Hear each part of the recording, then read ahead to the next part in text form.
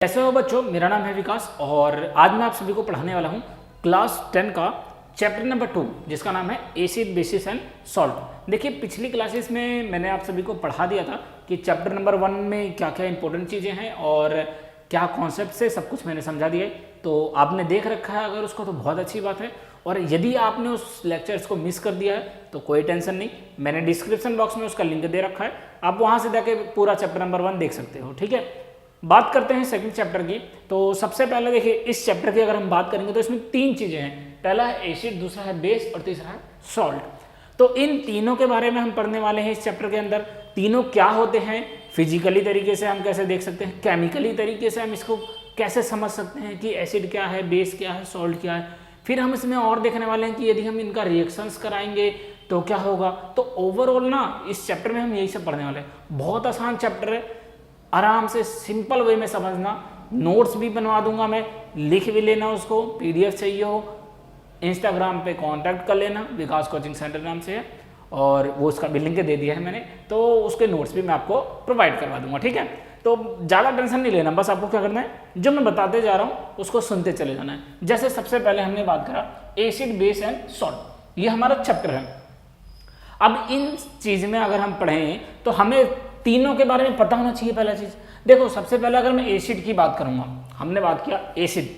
Acid का मतलब होता है कि वैसे तो आपने घरेलू में बहुत सारे देखे होंगे, बट जो यहाँ पे मतलब है these are the substance which have sour taste, मतलब कि ये एक ऐसा सब्सटेंस है, ये एक ऐसी चीज है जो टेस्ट करें तो खट्टा सा लगे। मतलब जैसे अपने वो होता है ना, टेस्ट करते हो खट्टा लगता है, अचार है खट्टा लगता है, तो ये जो खट्टी खट्टी चीजें हैं ना, ये सारे एसिड्स हैं। और भी इनकी कुछ प्रॉपर्टी, ऐसे तो खट्टा बहुत सारी चीजें होती हैं तो सबको तो एसिड नहीं कह सकते ना, इसीलिए कुछ और प्रॉपर्टीज भी हैं उस पर फोकस करते हैं।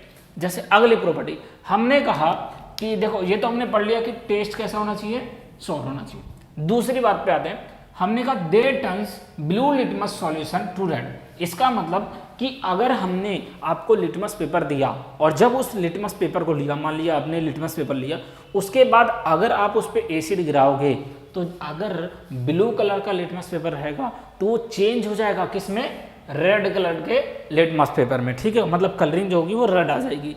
अगली बात करते हैं, यहाँ पे एक और लाइन लिखा है दे गिव H+ आयन। कैसे आयन दे रहा है वो, H+ आयन, जिसके अंदर एक्वास सॉल्यूशन। एक्वास सॉल्यूशन का मतलब समझो, हमने कहा लिक्विड था, लिक्विड आपने कहा लिक्विड में 2 चीजें होती हैं, H2O होता है, टूटता है तो H+ प्लस में OH- ऐसे करके टूटता है। तो जो ये हमारा H+ आयन होता है ये शो करता है एसिडिक प्रॉपर्टी, और जो OH- आयन होता है वो शो करता है हमारा बेसिक प्रॉपर्टी। तो हमें अभी एसिड की बात करनी है, तो हमने कहा जब भी कोई एसिड रहेगा, कोई भी आपको केमिकल फार्मूला दे रखा है, पूछा एसिड है या बेस है, आप अगर उसको तोड़ोगे एक्वास सॉल्यूशन में तो वो सिंपली क्या आपको देगा, H+ आयन देगा। ठीक है, अगली कहानी पे आते हैं। अब हमने कहा ये जो एसिड शब्द है वो कहाँ से आया है, तो वो कहाँ से आया है, लैटिन वर्ड है पहला चीज तो। दूसरा लैटिन वर्ड है जिसका मतलब होता है एसिडस, और उस एसिडस का एक्चुअल मीन होता है सॉर, जो अभी हमने पढ़ा कि क्या होता है वो खट्टा होता है। ठीक है, और हमने बात करा कुछ हमारे पास देखो स्ट्रॉन्ग एसिड होते हैं, कुछ वीक एसिड्स होते हैं। अगर स्ट्रॉन्ग एसिड की बात करेंगे तो स्ट्रॉन्ग एसिड में जैसे हमारा HCl हो गया, H2SO4 हो गया, HNO3 हो गया। HCl तो आप जानते हो कि पेट में पाया जाता है, स्टमक में।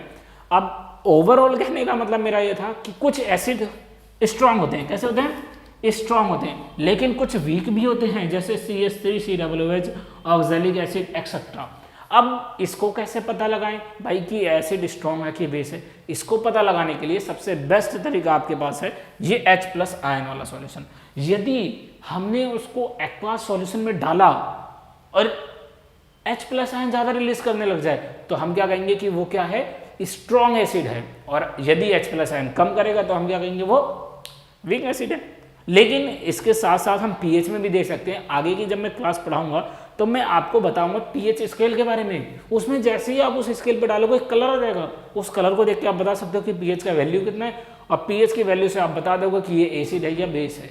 समझ गए, इतना समझ में आया, इसको लिख लो, उसके बाद हम पढ़ते हैं कि बेस क्या है। ठीक है, मैं हट जाता हूँ, एक बार लिख लो इसको। देखिए उसके बाद हम बेस की बात करते हैं, क्योंकि एसिड तो हमने पढ़ लिया है, लेकिन एक बात बताता हूँ, बेस से पहले एक छोटा सा टर्म है, पहला है concentrated acid and second one is that dilute acid. अगर मैं कंसंट्रेटेड एसिड की बात करता हूं तो कंसंट्रेटेड एसिड का मतलब होता है बेसिकली ऐसा एसिड जिसके अंदर एसिड की मात्रा बहुत ज्यादा हो और पानी की मात्रा बहुत कम। जैसे आप कह सकते हो कि शहद गाढ़ा चिपचिपा, ऐसे ही एग्जाम्पल के तौर पे मैं समझाने के लिए कह रहा था बस। एसिड में भी क्या होता है, एसिड की मात्रा ज्यादा होगी लेकिन क्या कम होगा, पानी कम होगा। The second one is that, अगर सेकंड की बात करेंगे डाइल्यूट एसिड। डाइल्यूट एसिड में बेसिकली क्या होता है, आपका एसिड जो रहेगा वो तो कम रहेगा लेकिन क्या रहेगा, पानी ज्यादा रहेगा। इसमें क्या होता है, अगर कंसंट्रेटेड एसिड ज्यादा है तो वो हमारे हाथ को जला सकता है, हार्म कर सकता है, इसीलिए मैक्सिमम केसेस में डाइल्यूट एसिड का भी इस्तेमाल करते हैं। उससे ज़्यादा फर्क नहीं पड़ता क्योंकि यहाँ लिखा है मोर अमाउंट वाटर, पानी ज़्यादा होता है लेकिन लेस अमाउंट क्या होता है, एसिड होता है। उसके बाद हम अपना सेकंड टॉपिक बात करते हैं जिसका नाम है बेसिस। बेसिस की बात करेंगे तो बेसिस क्या है, एक ऐसा सब्सटेंस है विच आर बिटर। कैसा होता है, ये कड़वा टाइप का बिटर होता है, ठीक है।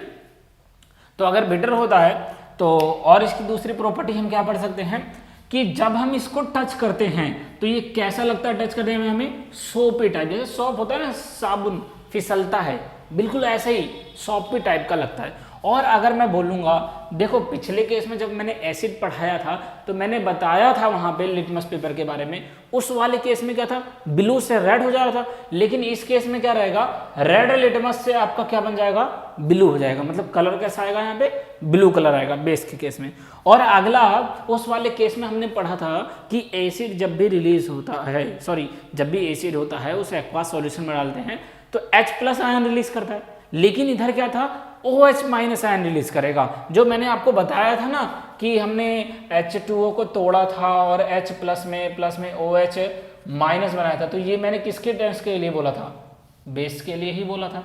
तो बेस में हमारा क्या होता है, OH- आयन रिलीज होगा। जितना ज्यादा होगा उतना स्ट्रॉन्ग बेस, जितना कम होगा OH- आयन उतना वीक बेस कह सकते हैं हम ये। तो अगर मैं स्ट्रॉन्ग बेस की बात करूं तो एग्जांपल के तौर पे है NaOH, KOH और CaOH का होल ट्वाइस। ये सारे के सारे क्या हैं, हमारे बेस हैं। और अगर और वीक बेस की बात करेंगे तो वीक बेस सिंपली मैंने NH4OH। और इसके बाद देखो आपने स्ट्रॉन्ग और वीक दोनों पढ़ लिया, फिर आते हैं कुछ एल्कलीज, ठीक है। एल्कलीज क्या होते हैं, ये ऐसे बेस होते हैं which are soluble in water. ऐसे बेस जो पानी के अंदर घुल जाएं उसे हम क्या कहते हैं, एल्कलीज कहते हैं। एग्जाम्पल के तौर पे KOH है, NaOH है और CaOH का होल ट्वाइस है। उसके बाद अगर बात करते हैं तो जो हमारा थर्ड टॉपिक है दैट इज सॉल्ट। सॉल्ट ज़्यादा बड़ा है, मतलब ज़्यादा उसमें करना नहीं है हमें, बेसिकली हमें बस इतना याद रखना है कि जब भी एसिड और बेस को मिलाया जाएगा तो सॉल्ट बनेगा ही बनेगा। तो हम ये कह सकते हैं कि सॉल्ट एक ऐसा कंपाउंड है जो एसिड और बेस के रिएक्शन से बनता है। कैसे बनता है, एसिड और बेस के रिएक्शन से। हमने क्या लिखा, ये एक ऐसा कंपाउंड है formed from the reaction of acid and base. Acid और बेस के रिएक्शन से बना, उसे हम क्या कहेंगे, सॉल्ट कहेंगे। एग्जाम्पल तौर पे NaCl और KCl, ये हमारे क्या है, सॉल्ट्स होते हैं। इसके बाद अभी हम आगे देखने वाले हैं सॉल्ट के बारे में और ज़्यादा अच्छे से, इसको लिख लो फिर आगे बढ़ते हैं, ठीक है। देखिए उसके बाद जो हमारा अगला टॉपिक है वो है इंडिकेटर। इंडिकेटर का मतलब होता है जैसे बाइक में, कार में लगा नहीं होता कि स्पीड को इंडिकेट करना, ऐसे ही हमारे केमिस्ट्री में भी होता है इंडिकेटर। हमने पढ़ लिया कि एसिड क्या होता है, बेस क्या होता है, लेकिन अगर हमें कोई भी चीज़ दिया है तो उसको हम पहचानेंगे कैसे, तो उस पहचानने के जरिए को हम इंडिकेटर कहते हैं, जिसकी वजह से हम पता लगा सकते हैं कि ये एसिड है या ये बेस है। तो सबसे पहले हम पढ़ेंगे इंडिकेटर क्या होता है। इंडिकेटर के बारे में अगर हम बात करेंगे तो दीज आर द सब्सटेंस, ये एक ऐसे सब्सटेंस हैं which change their colour smell in different type of substance. मतलब अलग अलग सब्सटेंस के लिए ये अपने आप का कलर चेंज कर लेते हैं, अपने आप का ऑर्डर चेंज कर लेते हैं। मतलब अगर इसको उसमें मिलाया गया तो ये क्या करेगा, अपने आप को चेंज कर लेगा। चेंज कर लेगा तो हमें पता चल जाएगा कि वो एसिड है कि बेस है कि वो सॉल्ट है। हमने कहा कि अगर इंडिकेटर की टाइप्स की बात करें तो बेसिकली इसको 3 टाइप्स में बांटा गया है। पहला है हमारा नेचुरल इंडिकेटर, दूसरा है हमारा सिंथेटिक इंडिकेटर एंड द तीसरा है हमारा ऑल्फैक्टरी इंडिकेटर। तीनों के नाम से आपको पता चल गया होगा कि तीनों में है क्या। सबसे पहले की बात करते हैं, अगर मैंने कहा कि natural indicator, natural indicator means ये एक ऐसा इंडिकेटर है जो प्रेजेंट होता है कहाँ पे, नेचर्स में, जैसे प्लांट हो गया, प्लांट के प्रोडक्ट हो गया, लीव्स हो गए, एक्सेट्रा वगैरह, ये सारी की सारी चीजें क्या होंगी, हमारी नेचुरल होंगी, नेचुरल इंडिकेटर में आएंगी। जैसे found in nature in plant, found in nature in, यहाँ पे प्लांट कर लीजिए, तो प्लांट में पाया जा सकता है, ठीक है, या प्लांट्स के पार्ट क्या होगा। एग्जाम्पल के तौर पे हमने कहा लिटमस हो गया, ठीक है, अभी जो आपको पढ़ाया था लिटमस वो हो गया। दूसरा हमने कहा रेड कैबेज लीफ हो गई, फ्लावर ऑफ हाइड्रेंजिया प्लांट। तो ये सारे के सारे क्या हैं, एग्जाम्पल्स हैं जो नेचुरली पाए जाएं और इनको भी चेंज क्या आता है। जैसे कि मैंने कहा अगर नेचुरल की तरीके से बोला लिटमस है तो रेड रहेगा, तो रेड के केस में हम क्या कर लेंगे कि इसको क्या है, ये एसिड है। ब्लू के केस में आया, ब्लू कलर आया तो हम इसको क्या बोलेंगे कि ये बेस है, ठीक है, ये नेचुरल हो गया। दूसरी बात करते हैं हम सिंथेटिक की, ठीक है, सिंथेटिक की बात करेंगे तो बनाया गया, मतलब केमिकली हो सकता है। तो जितने भी केमिकल्स आते हैं these are the chemical substances, ये केमिकल सब्सटेंसेस हैं जो कि इंडिकेट करते हैं कि ये एसिड है या बेस है। जैसे कि मिथाइल ऑरेंज हो गया और हमारा फिनोप्थलीन हो गया, ये सारे के सारे किस में आ सकते हैं, हमारे सिंथेटिक इंडिकेटर में आ सकते हैं। एग्जाम्पल के तौर पे हमने कहा कि जैसे अगर फिनोप्थलीन है तो जब भी हम इसको एसिड इसके अंदर मिलाएंगे, मैंने फिनोप्थलीन में मान लीजिए एसिड मिलाया तो ये कैसा हो जाएगा, कलरलेस, मतलब इसका कलर ही गायब हो जाएगा। लेकिन उसी को अगर मैंने बेस में मिला दिया तो वो कैसा कलर का आ जाएगा, पिंक कलर का। तो मान लो मैंने आपको एक सब्सटेंस दिया, एक कोई भी चीज़ दिया, एसिड बेस मैंने बताया ही नहीं क्या है, मैंने आपको दे दिया फिनोप्थलीन, तो आपने क्या करा, उस फिनोप्थलीन के अंदर, ठीक है, क्या मिलाया, एसिड को मिला दिया, या फिर एसिड के अंदर फिनोप्थलीन को मिला दिया। अगर कलरलेस हो गया तो वो आपका क्या हो जाएगा, एसिड हो जाएगा। और यदि पिंक कलर आया तो पिंक कलर सॉल्यूशन आया तो समझ जाना कि वो क्या था, बेस था जो मैंने आपको दिया था। अगले केस की बात करते हैं all factory. All factory indicator ये भी एक तरीके का इंडिकेटर है जिसमें हम किसी भी सब्सटेंस का ऑर्डर, ठीक है, जैसे हमारा एसिड हो गया, ये बेस हो गया, उसके अलग अलग ऑर्डर के बारे में पता लगाते हैं। ऑर्डर मतलब जानते हो, स्मेल के बारे में पता लगाते हैं। जैसे कि क्लॉव ऑयल होता है, एक चीज होता है क्लॉव ऑयल, अगर मान लीजिए उसका स्मेल रिटेन है, मतलब उसका स्मेल है, तो वो किस केस में होगा, एसिड। एसिड के केस में जो इसका स्मेल है वो नहीं जाएगा, ठीक है, यहाँ लिख लेते हैं हम बेस। तो एसिड के स्मेल में हमारा क्या होगा, क्लॉव ऑयल, जो उसका स्मेल होगा वो नहीं जाएगा। लेकिन अगर हमने बेस के लिए बोला तो बेस के केस में क्या रहेगा, इसका जो स्मेल रहेगा वो गायब हो जाएगा, मतलब कोई स्मेल नहीं आएगा, हम सूंघेंगे तो कोई स्मेल ही नहीं होगा। तो अगर स्मेल नहीं होगा तो आप समझ जाना कि वो क्या है, हमारा ऑल फैक्ट्री इंडिकेटर था, जिससे हमने बता दिया कि वो बेस है। अभी तक तो हमने इंट्रोडक्शन पूरा कर लिया है इस चैप्टर का। इसके बाद जो टॉपिक हम करने वाले हैं वो है हमारा chemical properties of acid and base. तो हम देखने वाले हैं आगे कि कैसे एसिड या बेस का किसी भी चीज़ के साथ रिएक्शन हो या आपस में रिएक्शन हो तो वो क्या बन सकता है, वो हम देखेंगे इस चैप्टर में आगे, ठीक है।